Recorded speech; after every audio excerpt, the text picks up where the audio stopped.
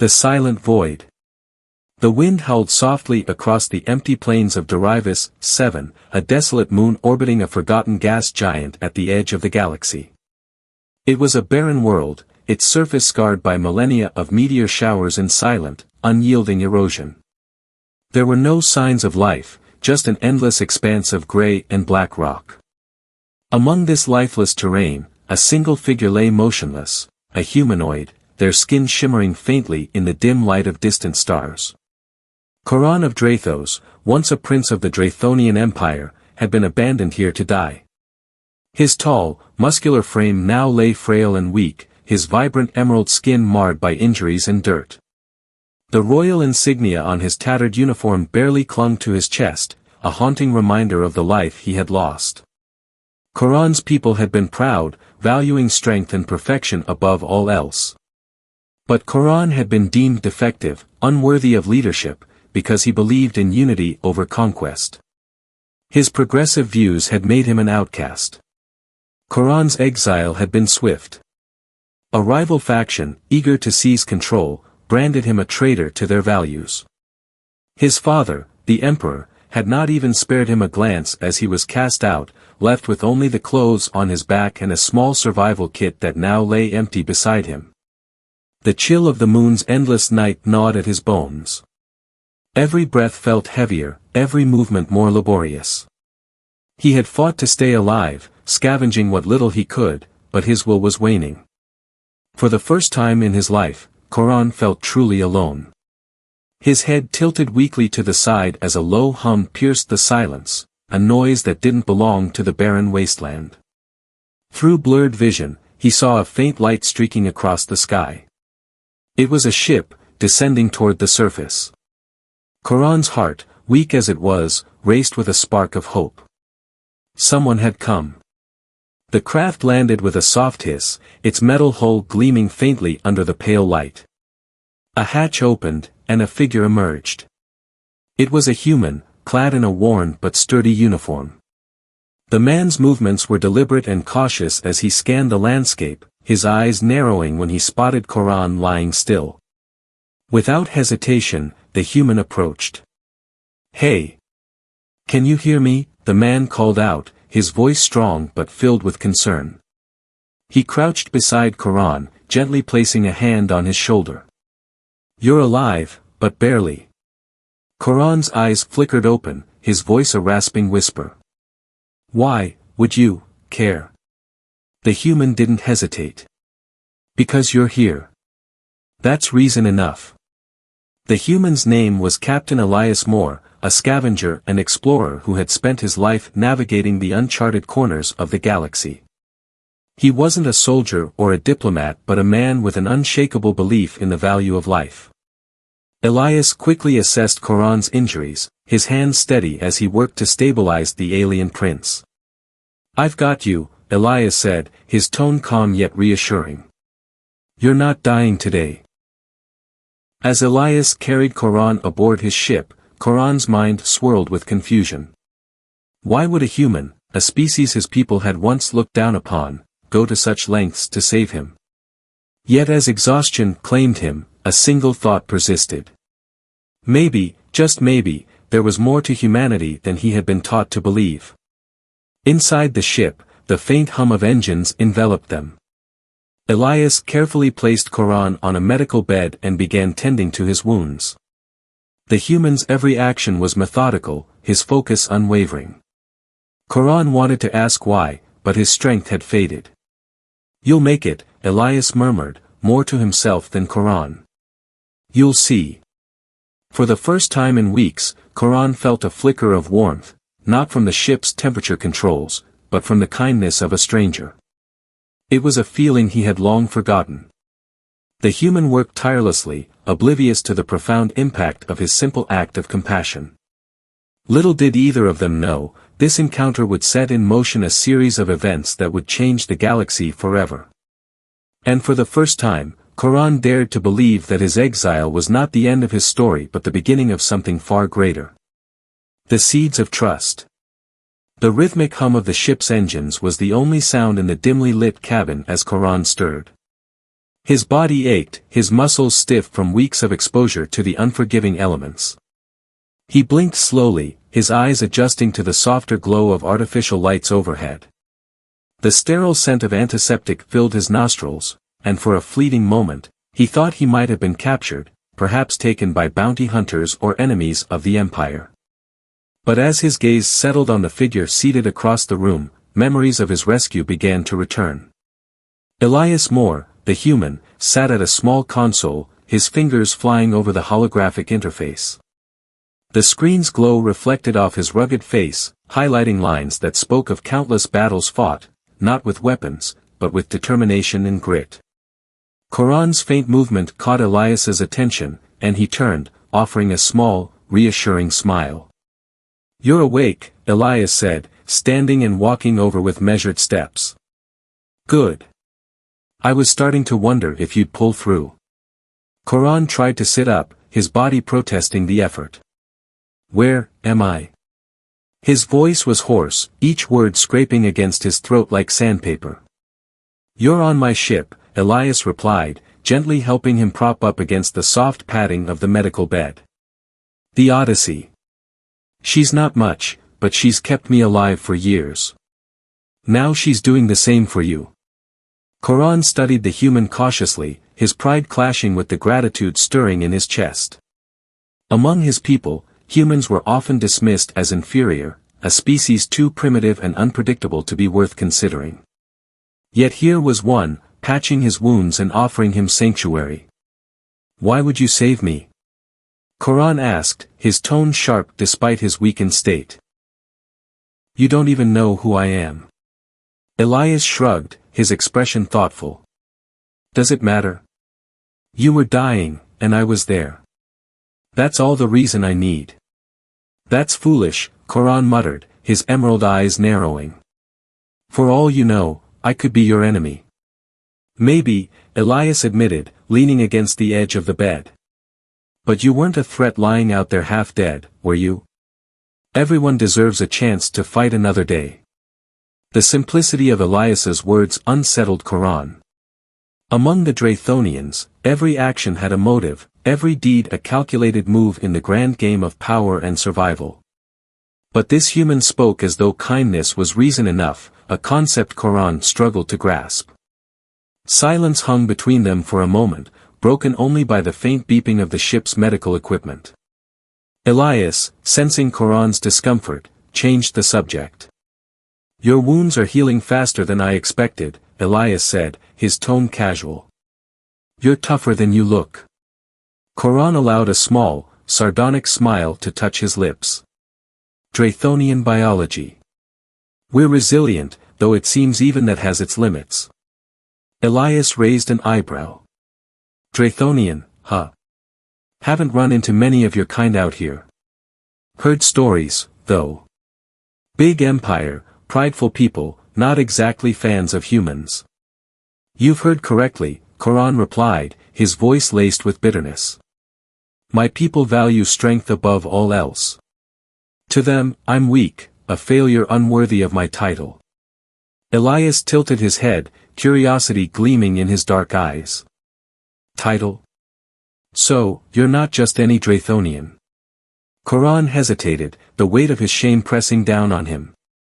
"I was a prince, once. Exiled for my beliefs. For daring to think that unity might be stronger than conquest." Elias let out a low whistle, his expression a mix of amusement and respect. "Well, that explains the royal attitude. But I've got to say, standing up for what you believe in doesn't sound weak to me." Coran looked away, his jaw tightening. "It didn't matter. My father, my people, they cast me out. To them, I'm nothing." Elias leaned forward, his voice steady but firm. "To them, maybe. But you're not nothing to me." The sincerity in Elias's words struck Coran like a bolt of lightning. He had expected pity or condescension, not this quiet assurance from a stranger who owed him nothing. For the first time in years, Coran felt a flicker of something he had almost forgotten, hope. "Why do you care?" Coran asked, his voice barely above a whisper. You could have left me there. Elias smirked, his rugged features softening. Because I've been where you are. Lost, abandoned, thinking the universe doesn't have a place for me. But I learned something out here in the black, you make your own place. And if you can't see that yet, I'll help you find it. Koran stared at the human, the weight of Elias's words sinking in. He didn't fully trust him, not yet, but something about this man's unwavering conviction made him want to believe. Perhaps, he thought, this human's way of seeing the universe wasn't as foolish as he had once assumed. Before either could say more, the ship's console beeped sharply, interrupting the moment. Elias turned, his expression shifting to one of focus. Looks like we've got company, he said, moving quickly to the controls. Koran's pulse quickened as he struggled to sit up. Who is it? More humans. Elias frowned, studying the display. No. Draythonian ships. 3 of them, heading straight for us. Panic clawed at Koran's chest. If they were here to capture him, or worse, there was no escape. Yet as he watched Elias spring into action, his fear gave way to something unexpected, determination. We'll deal with it, Elias said, his voice steady and calm. You just focus on healing. I've got this. Koran nodded slowly, a sense of trust beginning to form, however fragile. Together, they would face whatever came next.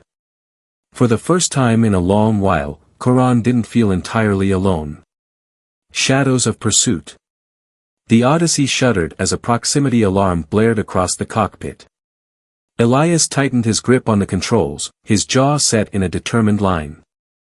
Outside the viewport, the faint glimmers of 3 Draythonian ships streaked toward them, their sleek, predatory designs unmistakable.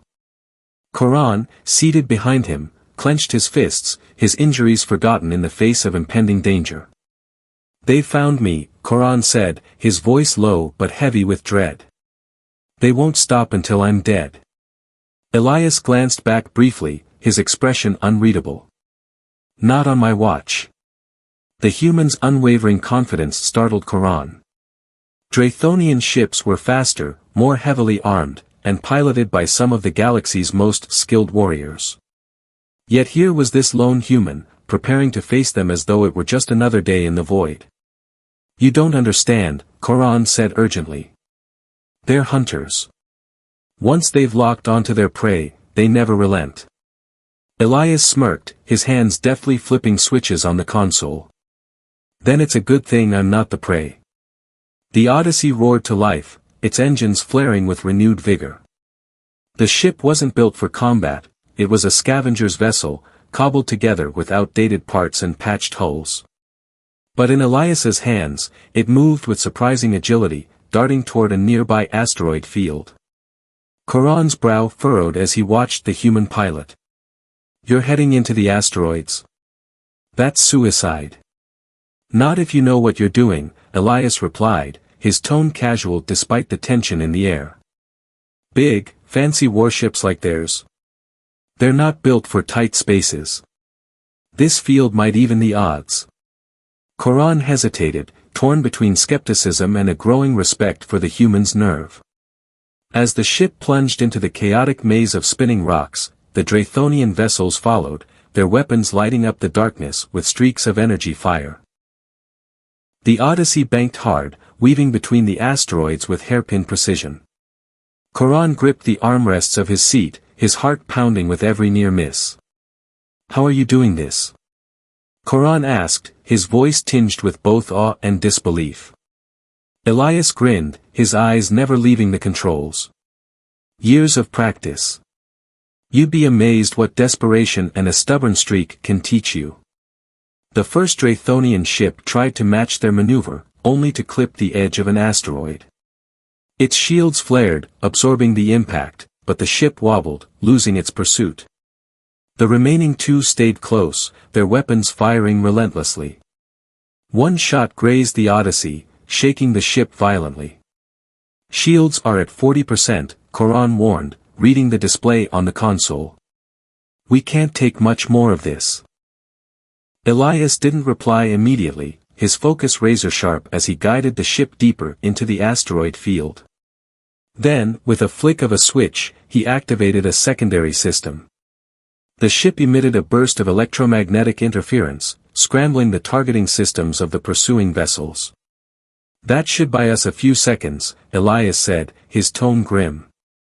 "But we need a real plan." Coran's mind raced. He had spent his life studying strategy, learning to outthink opponents in battles far larger than this. Yet in this moment, his training felt distant, overshadowed by the raw, instinctive brilliance of Elias's piloting. Still, he couldn't sit idly by. "There's a mining colony not far from here," Coran said, leaning forward. "Its gravity well could be our escape. If we time it right, we can slingshot around the moon and lose them." Elias raised an eyebrow. "A gravity slingshot? That's risky." Coran's gaze was steady. "It's the only way." For a moment, the two locked eyes, an unspoken understanding passing between them.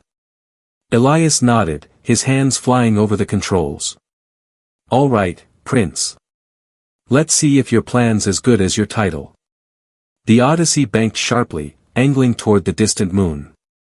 The Draythonian ships, relentless in their pursuit, adjusted course, their weapons charging for another volley.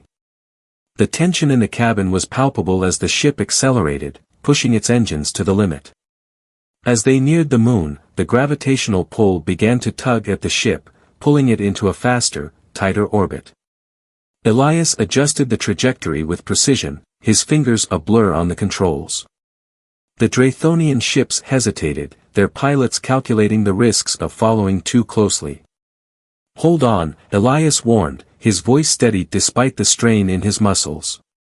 The Odyssey shot around the moon's curvature, the gravitational force slingshotting it forward at incredible speed. The sudden burst of velocity caught the Draythonian ships off guard, their targeting systems struggling to keep up. One of the ships veered too close to the moon's surface, its hull skimming the atmosphere before spinning out of control. "We lost one," Coran said, a hint of satisfaction in his voice. "Two left." Elias grinned, his eyes alight with determination. "Let's make it none." The remaining ships adjusted, their movements more cautious now. But the Odyssey had gained a critical lead, darting toward the edge of the asteroid field once more. Elias activated the ship's boosters, pushing the engines to their breaking point. As the final Draythonian ships closed in, Elias triggered a cluster of emergency flares. The bright, blinding light disrupted their sensors, forcing them to break formation. One ship collided with an asteroid, its shields failing under the impact. The last ship, its pilot realizing the futility of the chase, turned back, disappearing into the void. The Odyssey emerged from the asteroid field, its hull scorched but intact. Elias leaned back in his chair, exhaling a deep breath. Coran sat in stunned silence, his mind reeling from the sheer audacity of what they had just survived. "You're insane," Coran said finally, his voice tinged with both disbelief and admiration. Elias chuckled, glancing back at the prince. "Maybe. But we're alive, aren't we?" Coran couldn't argue with that. For the first time, he saw humanity not as the weak, inferior species his people had claimed, but as something far more formidable. Resilient. Resourceful. Relentless. As the stars stretched out before them, Coran felt a newfound respect for the human who had risked everything to save him. And for the first time in years, he felt something he thought he had lost forever, hope. Bonds forged in fire. The Odyssey drifted in the quiet expanse of space, its engines humming faintly as they cooled from the intense chase. The ship bore the scars of their escape, scorched panels, flickering lights, and a low, persistent rattle in the bulkhead. Yet it still held together, a testament to the resilience of both the vessel and its pilot. Coran stood in the observation bay, staring out at the stars that shimmered against the infinite black canvas. The faint reflection of his emerald skin in the glass reminded him of his past, a prince born to rule, now reduced to a fugitive relying on a human for survival. For so long, he had believed in the superiority of his kind. But watching Elias defy impossible odds had shattered that belief. Footsteps echoed softly behind him. Coran didn't turn, he already knew who it was. "You're lucky this ship's held together," Elias said, his voice laced with a mixture of exhaustion and humor. "I've patched her up so many times, she's more tape than metal." Coran allowed a faint smile to touch his lips. "And yet, she survived. Just like her captain." Elias leaned against the wall, folding his arms. "That's what we humans do. Survive." Coran glanced at him, his expression thoughtful. "I never understood humans before. Your people were dismissed by mine. Too emotional. Too reckless. But now, I wonder if it's those very traits that make you strong." Elias raised an eyebrow, a wry grin forming on his face. "Careful, Prince. That almost sounded like a compliment." Coran chuckled softly, surprising himself with the sound. Perhaps it was. The silence that followed was not awkward but charged with unspoken questions. Coran finally turned, facing Elias fully. "Why do you risk so much for someone you don't know?" he asked, his voice steady but curious. "You could have left me behind. You had every reason to." Elias tilted his head, his expression shifting to one of quiet seriousness. "I told you before, I've been where you are. Cast aside, left to fend for myself. Back on Earth, life wasn't exactly easy for me. I learned the hard way that sometimes, all it takes is one person willing to help to change everything." Coran studied him, sensing the weight of the human's words. "And you think I'm that person for you?"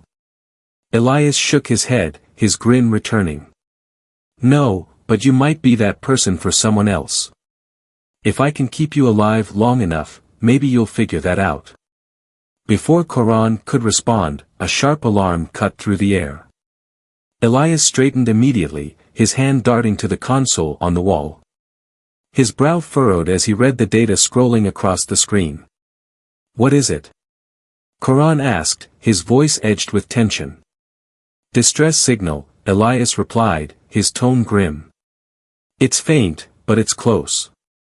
Coran frowned. "You're not seriously thinking of responding, are you? We just escaped a fleet of Drathonian ships. Your ship needs repairs, and we're both barely holding together." Elias looked at him, his gaze unwavering. "If someone's out there and needs help, I'm not turning away. It's what we do." Coran hesitated, the instinct to argue warring with a reluctant admiration for the human's determination. Finally, he sighed. "Very well.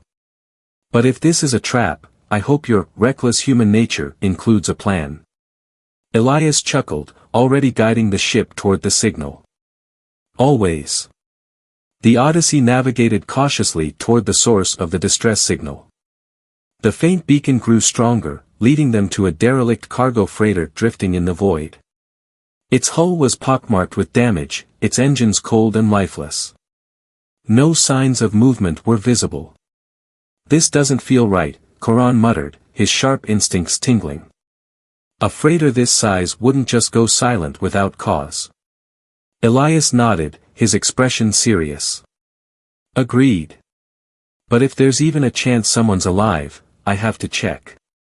Coran watched as Elias prepared a small survival kit and a blaster, slinging them over his shoulder. The human's calm efficiency was impressive, even if Coran thought it foolish. "You're going alone?" Coran asked. Elias smirked. "Unless you're volunteering." Coran's pride bristled, but he stepped forward. "I'll come. Someone needs to ensure you don't get yourself killed." Elias laughed softly. "Fair enough. Let's go, Your Highness." The two boarded the freighter through a ruptured airlock, their boots echoing in the eerie silence. The ship's interior was dark, illuminated only by the faint glow of emergency lights. Debris floated in the zero-gravity corridors, and the occasional spark crackled from exposed wiring. "Stay close," Elias whispered, his voice barely audible. They moved cautiously, their eyes scanning every shadow. The freighter's distress signal led them to the cargo bay, where rows of containers lined the walls. In the center of the room, they found what they were looking for, a lone figure, slumped against a crate. It was an alien, its skin a deep crimson and its eyes half closed. Elias rushed forward, checking for signs of life. The alien stirred weakly, its voice a faint rasp. "Help, me." "We've got you," Elias said, his tone firm but gentle. He began stabilizing the alien, administering a quick dose of a universal coagulant. Quran watched, his thoughts conflicted. This stranger was in the same position he had been just days ago, on the brink of death, relying on the mercy of another. And yet, here was this human, risking everything for someone he didn't even know. Why? Quran asked softly, almost to himself. Elias looked up, his eyes meeting Quran's. Because sometimes, saving one life can change everything. You'll see. As they carried the alien back to the Odyssey, Quran felt a shift within himself, a small crack in the walls he had built around his heart. Perhaps Elias was right. Perhaps there was strength in compassion, even in a galaxy that seemed determined to crush it. Echoes of redemption. The Odyssey was alive with activity as Elias worked tirelessly to stabilize their newest passenger. The crimson-skinned alien lay on the medical bed, breathing shallow but steady. Elias moved with practiced efficiency, his hands steady as he treated the wounds and monitored the alien's vitals. Quran stood nearby, his arms crossed as he watched the human with a mixture of curiosity and unease. "You seem to have a habit of collecting strays," Quran remarked dryly, though there was no malice in his tone. Elias chuckled without looking up. "Better to collect them than leave them behind. Besides, I figured you could use the company." Quran's expression darkened, but he didn't respond. Instead, he turned his gaze to the alien on the bed. Its species was unfamiliar to him, though its markings suggested a life of labor, rough calloused hands, scars along its arms, and a brand near its neck that marked it as property. The sight stirred something in Quran, a faint echo of his own shame and pain. "What's their story?" Quran asked after a moment. Elias shrugged as he adjusted the four. "Don't know yet. They haven't woken up long enough to tell me.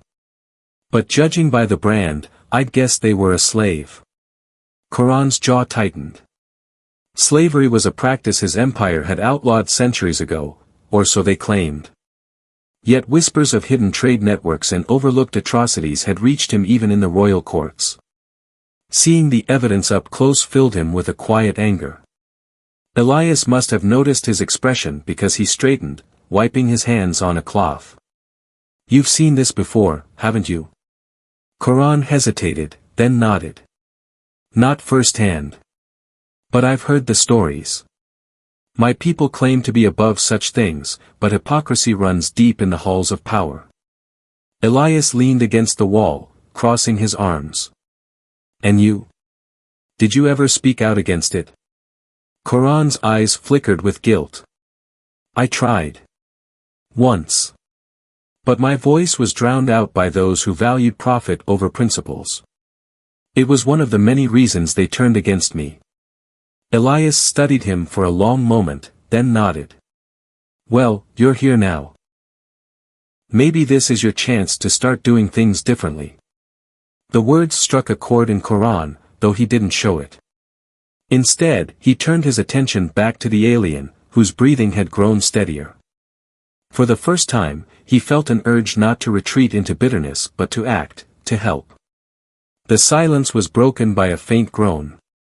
The alien's eyes fluttered open, unfocused and wary. Elias crouched beside the bed, his tone calm and soothing. "Hey, you're safe. You're on a ship, out of danger. Can you tell me your name?" The alien blinked slowly, its voice a hoarse whisper. "Riak, my name is Riak."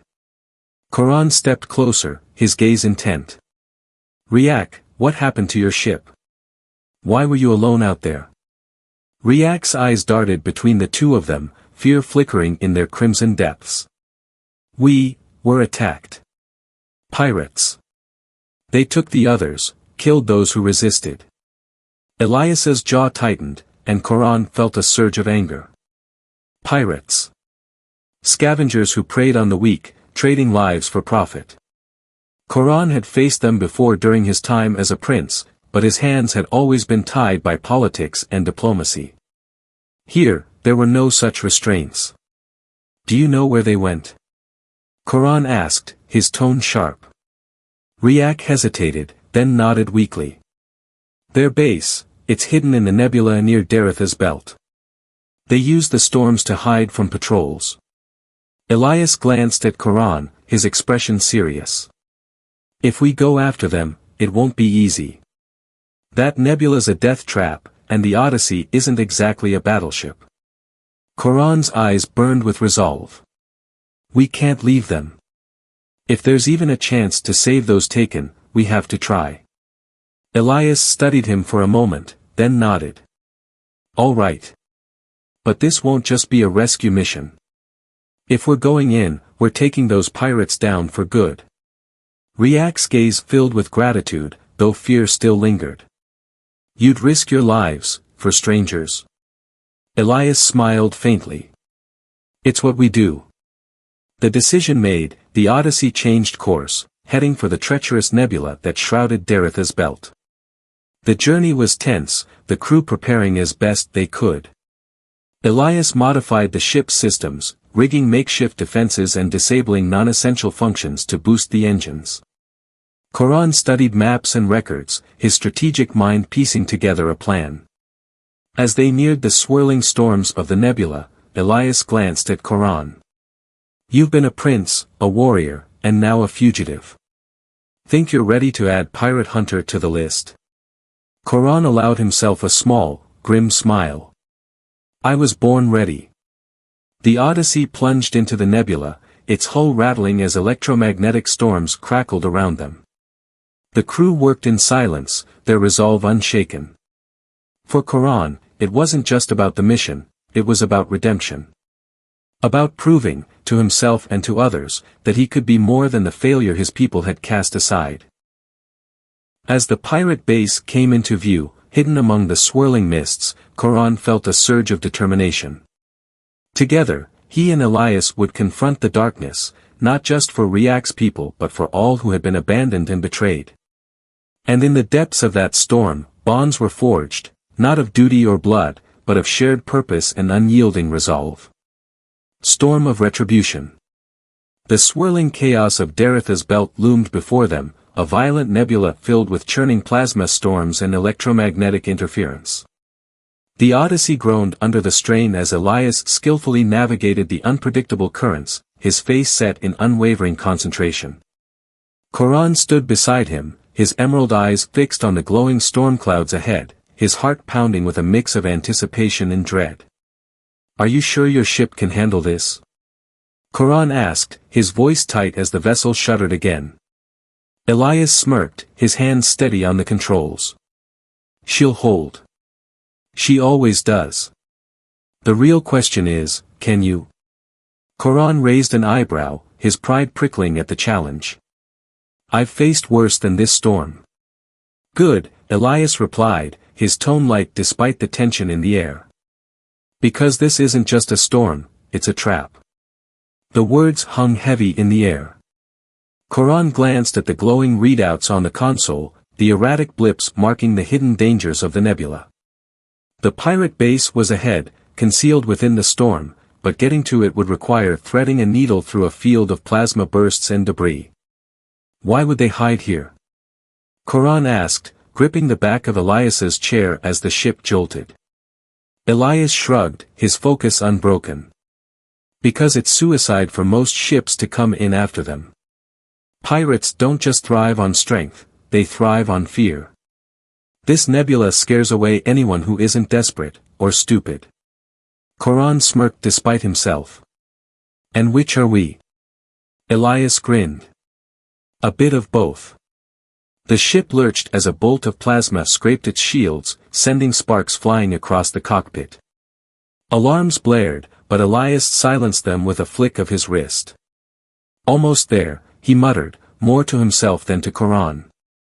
Riak, still weak but determined, appeared in the doorway. His crimson skin looked pale under the flickering lights, but his eyes were sharp. The base is heavily armed, he warned. Even if you get through the storm, they'll be waiting for you. Quran turned to face him. Do you know their defenses? Riak nodded. Automated turrets along the docking bay and guards patrolling the perimeter. They'll spot you the moment you're in range. Elias leaned back slightly, his mind already working. Turrets can be hacked, but it'll take time. Quran, think you can handle the guards? Quran tilted his head, a glimmer of his old confidence returning. Draythonian combat training is among the best in the galaxy. Your guards won't know what hit them. Good, Elias said, his grin widening. Then let's give these pirates something to fear. The Odyssey broke through the final layer of the nebula, revealing the pirate base, a massive structure carved into an asteroid, its jagged silhouette illuminated by the storm's eerie glow. Automated turrets swiveled to lock onto the ship, their targeting systems whirring ominously. Here we go, Elias said, activating the ship's countermeasures. Flares shot from the Odyssey, lighting up the darkness and scrambling the turret sensors. The ship swerved hard, dodging the first volley of plasma fire. Quran, Riak, get to the airlock, Elias ordered, his voice firm. I'll keep the ship steady while you board the base. Quran nodded, already moving toward the hatch. Riak hesitated, his fear evident, but Quran placed a hand on his shoulder. We'll make it. Trust me. The word surprised even Quran. He wasn't used to offering reassurance, let alone believing in it himself. Yet as he led Riak to the airlock, he felt a flicker of something he hadn't felt in years, purpose. The airlock hissed open, revealing the pirate base's docking bay. Quran and Riak launched themselves across the short distance, using the base's magnetic field to guide their landing. The moment their boots hit the ground, Quran drew the weapon Elias had given him, a human blaster, primitive by Draythonian standards but reliable. The docking bay was eerily quiet, save for the faint hum of the base's systems. Quran scanned the area, his keen eyes spotting the glint of automated turrets on the far wall. He tapped his comm, connecting to Elias.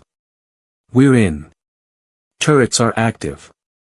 Give me a minute, Elias replied, his voice crackling slightly over the interference.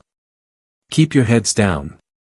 Quran motioned for Riak to stay low as they moved toward the nearest cover. The turrets began to power down one by one, their whirring ceasing as Elias worked his magic from the Odyssey. But just as the last turret fell silent, the sound of heavy boots echoed through the docking bay. Guards, Riak whispered, fear flashing in his crimson eyes. Stay here, Quran ordered, his voice cold and steady.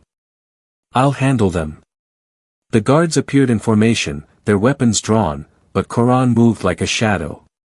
He darted from cover to cover, his movements swift and precise. When the first guard came into view, Quran struck, disarming the man with a fluid motion and knocking him unconscious before he could raise the alarm. The second and third guards fared no better.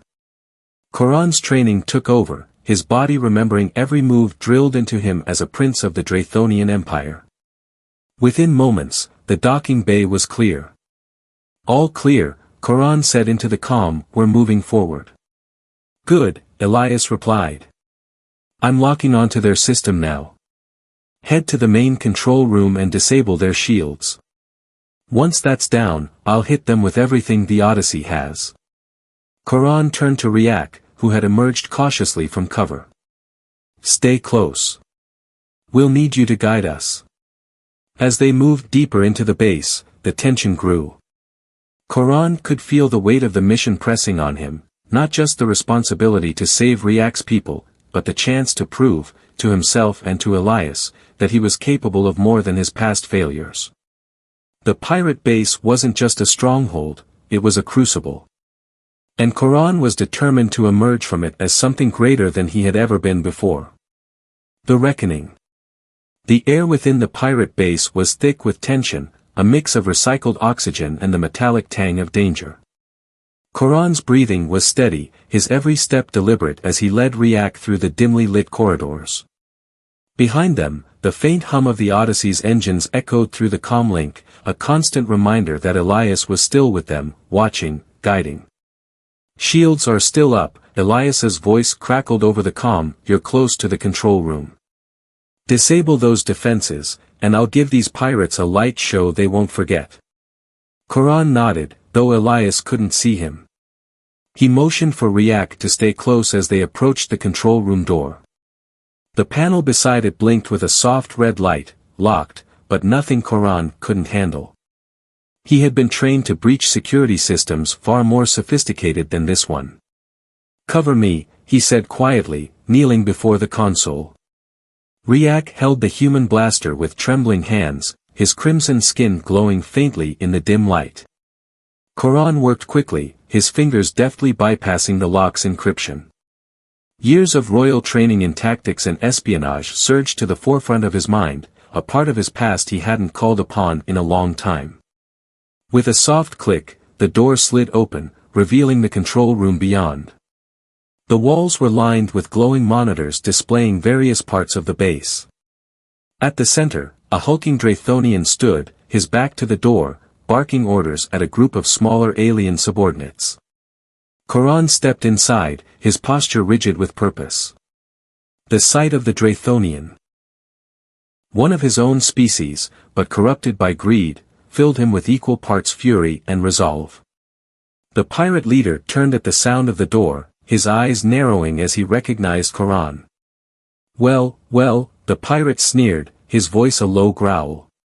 "Prince Koran, the fallen heir. I heard rumors you were dead." Koran leveled his gaze, his voice cold. "You should have hoped those rumors were true." The pirate leader laughed, a deep, grating sound. "And what will you do, Exile?